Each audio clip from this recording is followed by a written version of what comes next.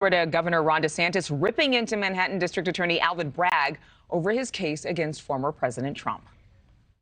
You have this Manhattan District Attorney who his whole platform when he got elected was that he was going to downgrade as many felonies as possible to misdemeanors. Now he turns around purely for political purposes and indicts a former president on misdemeanor offenses that they're straining to try to convert into felonies.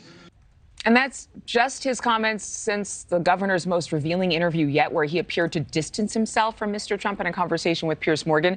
White House columnist for The Hill, Niall Stanage, is with me right now. Niall, first of all, hello. Second of all, can DeSantis have it both ways? Hello to you, Adrienne. And it is difficult for him to have it both ways. I think one of the challenges here, whether it's for Ron DeSantis or Nikki Haley or Asa Hutchinson or anyone else running, is that they want this 2024 primary to be a multiple choice question. Who do you want as your nominee from this list?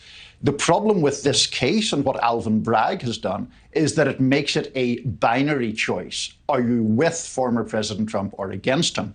Within a Republican primary, trying to appeal to a Republican electorate, there's only one position that you can hold there, which is pro-Trump. That's what DeSantis is doing. It obviously constricts his own political room for maneuver very considerably. But, I mean, he's not the only Republican who's been more supportive of Mr. Trump during this particular indictment, and at the same time being very outspoken or critical of him. I mean, former Vice President Mike Pence, you've got Nikki Haley also in the running to claim the nomination. There are a lot of people talking, but what does it mean for American voters?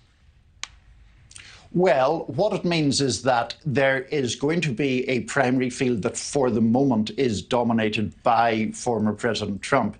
He's the linchpin around which all these other candidates are trying to maneuver. Now, these candidates are trying to find a way to thread this needle. You mentioned Nikki Haley, Adrienne. She did talk about the fact that she believes Mr. Bragg's prosecution is motivated by revenge. But today, she's off to the southern border, becoming the first candidate this cycle to visit the southern border. She's really trying to change the subject there while also not alienate Trump voters. The problem there is, you know, there was an old phrase, the oxygen of publicity. Right now, former President Trump has taken up most of that oxygen. So do you think that that completely eclipses the fact that Asa Hutchinson is throwing his hat in the ring? It's like, what? What did he say?